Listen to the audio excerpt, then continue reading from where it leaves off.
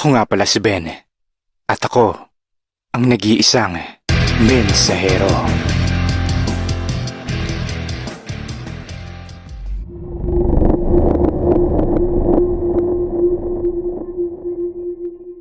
Mainit at maalikabok ang kalsada nang bumaba si Ethan mula sa tricycle.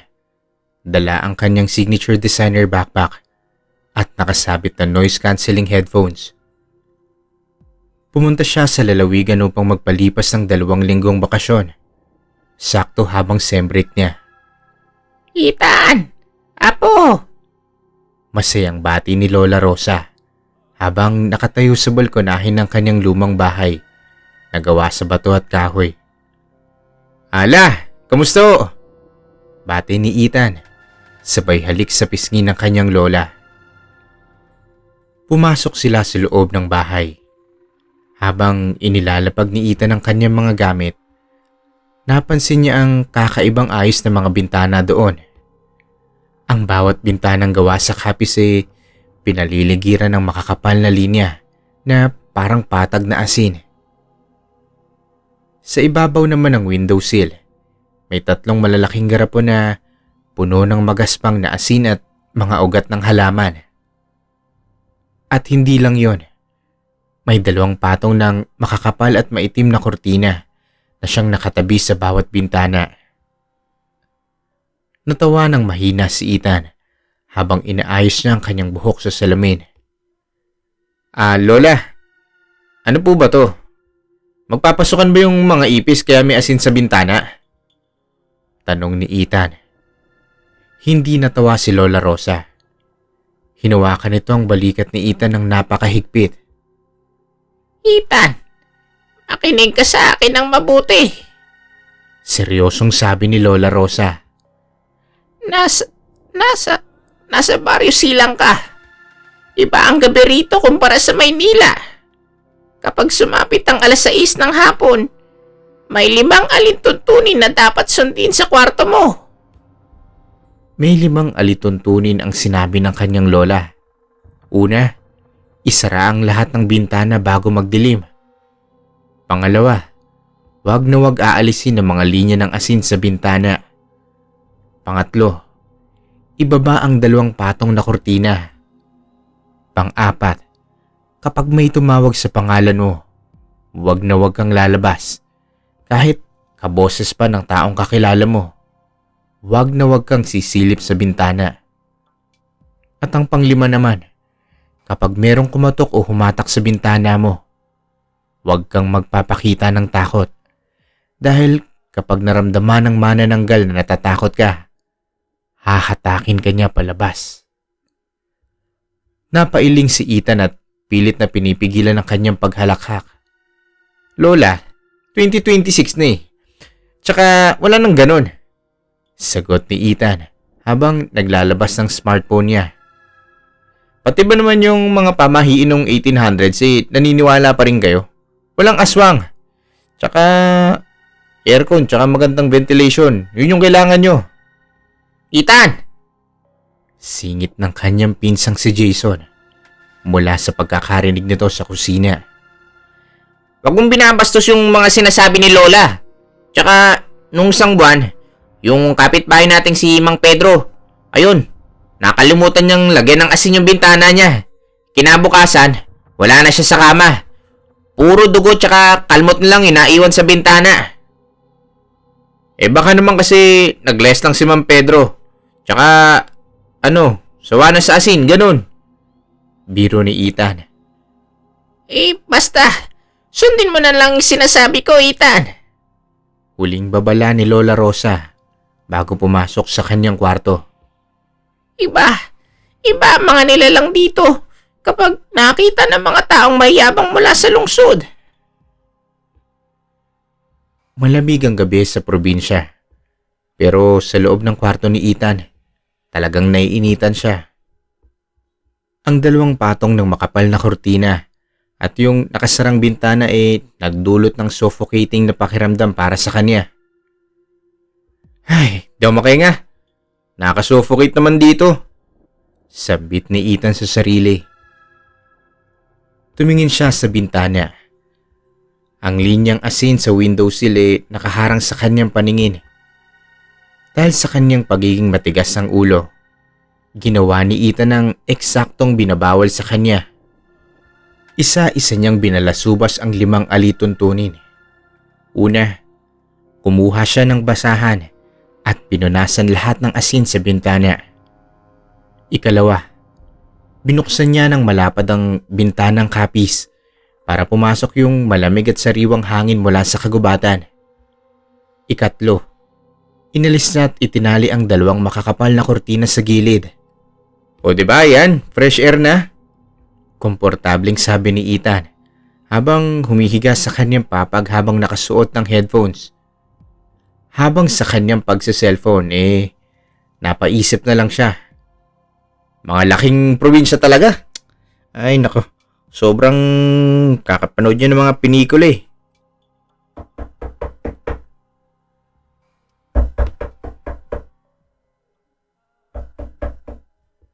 Habang kalahating tulog si Ethan, naramdaman niya ang isang biglang pagbaba ng temperatura sa kanyang kwarto.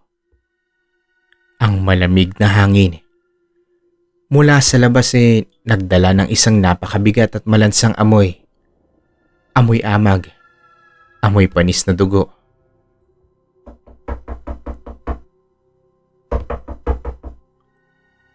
Napatigil si Ethan. Inalis niya ang kanyang headphones. Ang katok ay nanggagaling sa kanyang bukas na bintana sa ikalawang palapag. Ethan! Ethan! My precious. Ethan! Isang boses mula sa labas ng bintana ang tumawag sa kanya. Boses yun ni Lola Rosa. Ethan! Apo! Buksan mo yung pintuan ng kwarto mo. Naiiwan ko yung gamot ko sa ilalim ng kama mo.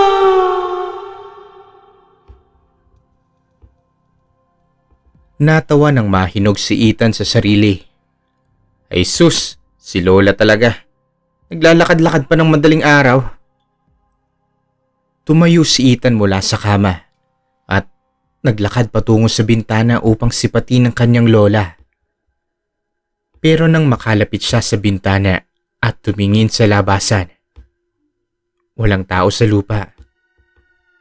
Ang kanyang kwarto ay nasa ikalawang palapag. Ang lupa sa ibaba naman talagang bakanteng-bakante. Isang malamig na realisasyon ang pumasok sa utak ni Ethan. Kung walang tao sa lupa, sino yung nagsasalita sa tapat ng bintana ko? Dahan-dahang inangat ni Ethan ang kanyang tingin sa itaas ng bintana. Sa labas ng kanyang bukas na bintana, nakabitay sa ere ang isang napakalaking nilalang. May 2 higanteng pakpak na parang sa paniki na humahampas-hampas sa hangin. Ang kanyang katawan ay napakapayat. Walang ibabang bahagi mula sa bewang. At ang kanyang muka ay isang nakakatakot na nilalang na may matutulis na ngipin at pulang-pulang mga mata. Bago pa man makasigaw si Ethan, mabilis na sumunggab ang 2 mahabang kamay ng nilalang mula sa labasan.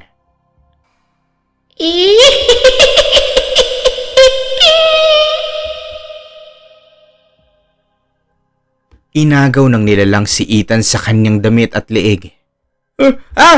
Bitawan mo ko! Bitawan mo ko! Sigaw ni Ethan sa matinding takot habang buong lakas siyang nakikipaghatakan sa labasan ng bintana patungo sa kadiliman ng gabi. Bitaw! Bitaw! Habang hinahatak si Ethan pa itaas sa kalangitan, ang malamig na hangin ng gabi humahampas sa kanyang muka. Nakatitig siya sa ibaba. Ang kabahayan ng baryo silang dahan-dahang nagiging maliliit na tuldok ng ilaw. Ang mga kuko ng manananggal nakabaon sa kanyang magkabilang balikat. Nararamdaman ni Ethan ang init na dugo na dumadaloy mula sa kanyang damit. Inihagis ng nilalang si Ethan sa ibabaw ng isang napakalaking pugad. Nagawa sa para mga tuyong sanga. May halo itong bungo ng hayop at saka mga basahang damit. Ang pugad na ito ay matatagpuan sa pinakamataas na bahagi ng isang higanteng puno ng balete sa gitna ng kagubatan. Mga 50 talampakan mula sa lupa. Bumagsak si Ethan habang napahawak sa kanyang balikat. Aray! Putya! Sa gitna ng kadiliman ng pugad, lumapag ang hating katawan ng manananggal. Ang malalaking pakpak nito ay dahan-dahang itinutupi sa kanyang likuran. Ang mga pulang mata nito ay nakatitig ng diretso kay Ethan, habang ang mahaba nitong dila ay parabang naglalaway. Isang mayabang na tagalungso.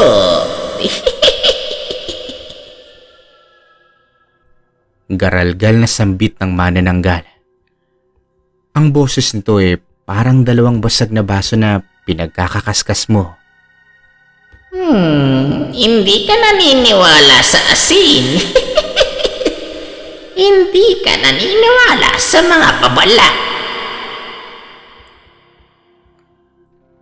Nanginig ang buong katawan ni Ethan sa matinding takot. Pero inalala niya ang panglimang alintuntunin ng kanyang lola. Kapag may kumatok o humatak sa bintana mo, huwag na huwag kang magpapakita ng takot.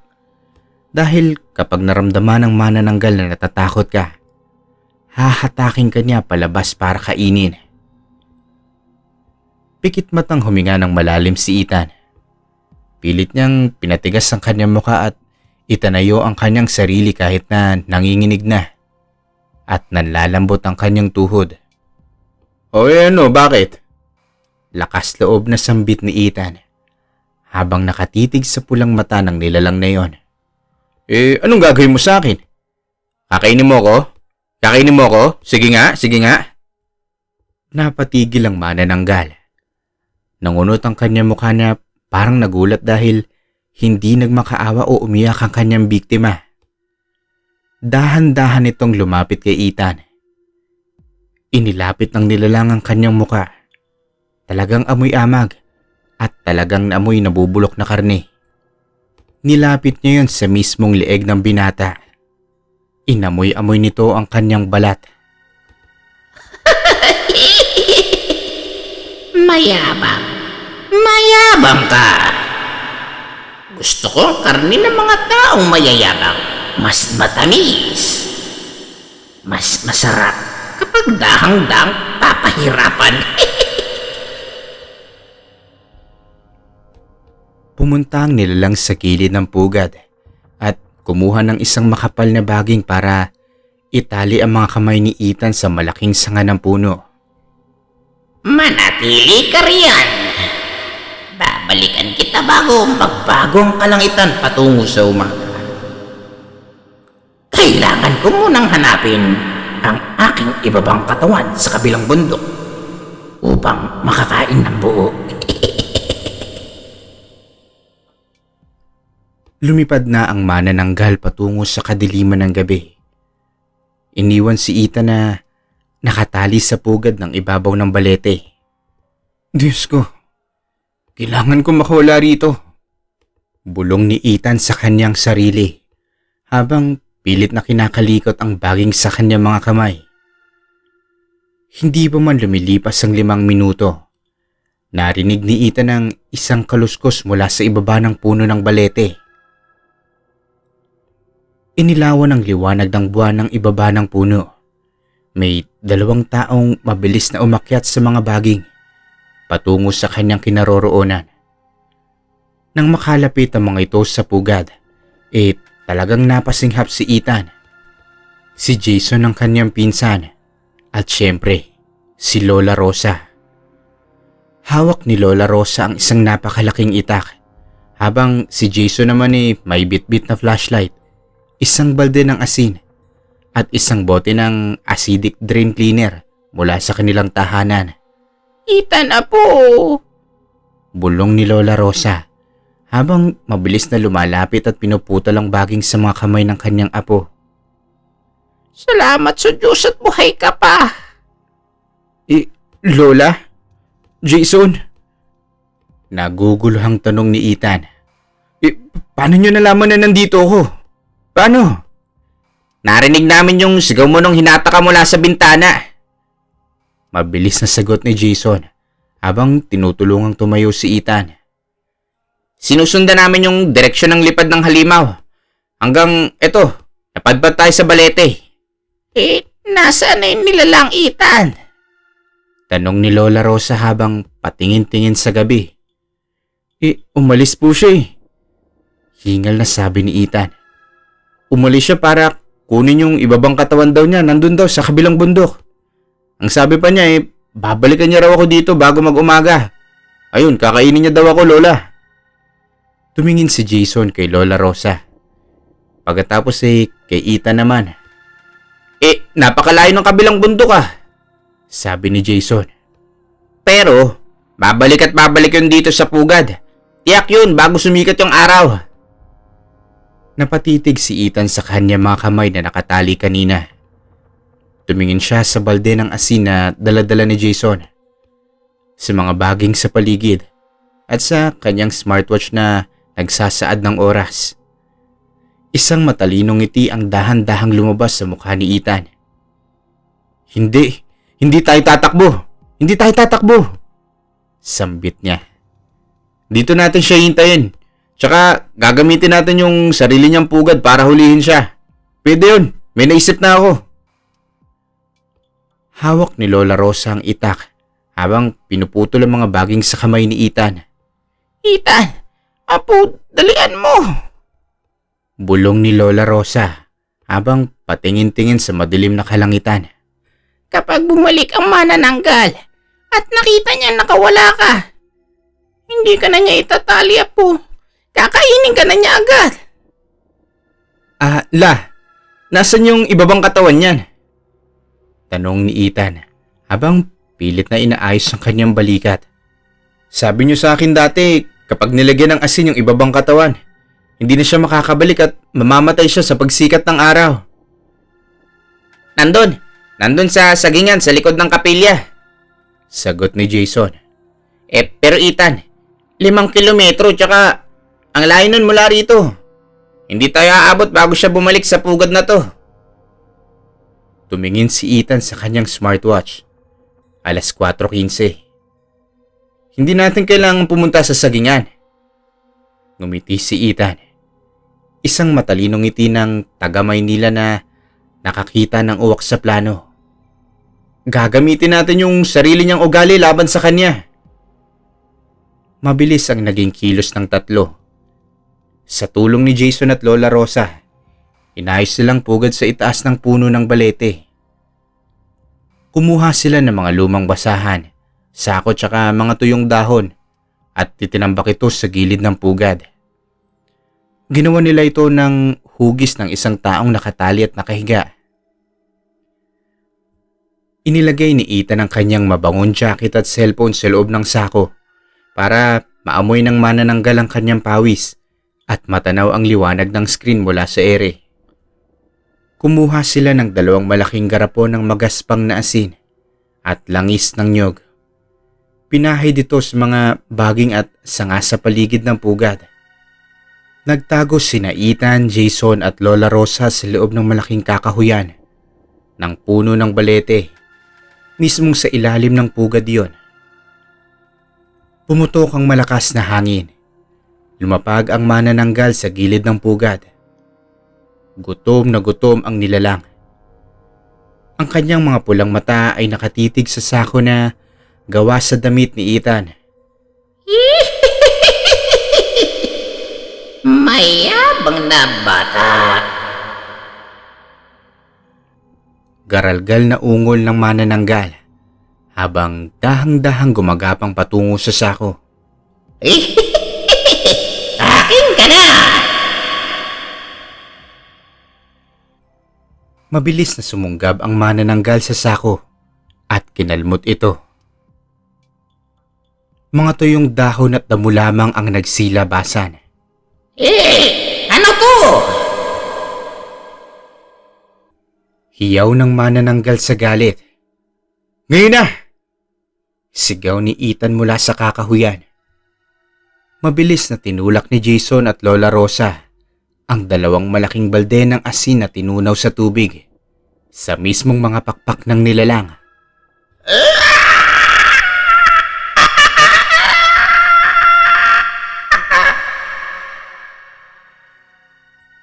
Pumutok at tumusok ang malagkit na balat ng manananggal. Sumigaw ito sa matinding sakit habang nagwawala sa loob ng pugad. Hindi makalipad dahil napuno ng asin ang kanyang mga pakpak. Inabot ni Ethan ang kanyang panali at pinuhol ito sa liig ng nilalang. At sa tulong ni Jason, itinali nila ito ng mahigpit sa pinakamatibay na sanga ng balete.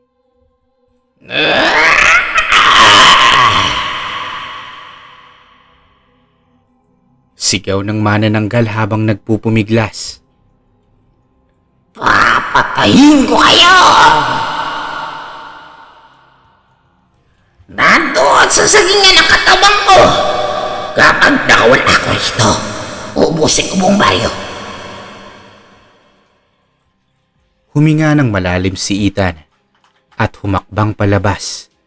Tumingin siya sa oras. 5:10 na. Hindi ka na makakabalik sa sagingan.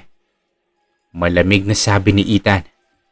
Dahil nahanap na ng mga residente ng baryo ang ibabang katawan mo. 10 minuto. 10 minuto nang nakararaan.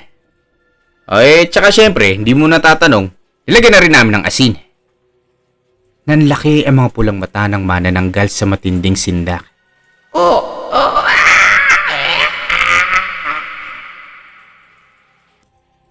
Nagsimulang tumagos ang unang sinag ng araw sa pagitan ng mga dahon ng balete. Ang balat ng manananggal dahan-dahang nagsimulang umusok at matuklap sa ilalim ng liwanag ng umaga. Ang kanya mga pakpak dahan-dahan nang naging abo. Isang malakas na sigaw ng sakit ang umalingaw-ngaw sa kagubatan habang ang kabuuan ng nilalang tuluyan ang naging itim na alikabok at nawala na ng tuluyan sa hangin. Napasandal si Ethan sa puno. Hinihingal. Basang-basa sa pawis pero buhay. Niyakap siya ng napakhigpit ni Lola Rosa at Jason. Ligtas ka na, Apo! Umiiyak na sabi ni Lola Rosa. Ligtas na ang buong baryo! Bumaba sila sa puno at naglakad pabalik sa bayan habang sumisikat naman ang maliwanag at mainit na araw. Habang naglalakad sila sa kalsada ng baryo silang, sinalubong sila ng mga residente doon. Masaya ang lahat dahil nawala na ang halimaw na naghahari sa gabi. Pero nang makarating sila sa tapat ng bahay ni Lola Rosa, napansin ni Ethan ang isang bagay. Nakita niya si Mang Pedro, yung kapitbahay na sinasabing kinain at nawala sa bintana noong isang buwan. Nakatayo ito sa tabi ng kalsada. Maayos ang lagay, tsaka kumakaway rin sa kanila. Nangunot ang noo ni Ethan. Lumingon siya kay Jason at Lola Rosa. Teka lang, sabi ni Ethan. Diba sabi niyo sa akin kahapon, kinain ng aswang si Mang Pedro kasi nakalimutan niya maglagay ng asin sa bintana. Diba sinabi niyo yun? Natawa ng mahina si Jason at kumindat kay Ethan. Ethan! Ngumiti si Lola Rosa habang pumasok sila sa balkonahe. Ay, si Mang Pedro ba? Nagpamanila lang yun, tsaka ng isang buwan para magpa-check up sa mata. Gawa-gawa lang namin yun ni Lola kasi, gawa-gawa lang, basta gawa-gawa lang namin yun kasi dumating kayo, wala kami makwento Ha? Ano? Napangangas si Ethan. Alam kasi namin na tagalungsod ka, tsaka hindi ka maniniwala sa amin kapag sinabi namin may tunay na manananggal sa gubat. Paliwanag na Jason habang tumatawa. Kaya gumawa na kami ng kwento tungkol kay Mang Pedro. Para matakot ka, tsaka Ang tawag nito, sumunod sa alituntunin yun. Napatitig si Ethan sa kanyang lola at pinsan. Pagkatapos napapailing na tumawa ng napakalakas. Ibig sabihin yung aswang kagabi. Totoong aswang talaga yun, pero yung pamahiin nyo tungkol kay Mang Pedro, gawa-gawa nyo lang yun, no? Oo, apo. Gawa-gawa lang. Tawa ni Lola Rosa habang hinahanda ang masarap na almusal na fried rice at tuyo. Pero mabutin lang, tsaka marunong ka rin mag-isip sa gitna ng takot. Goods na yun, okay na yun.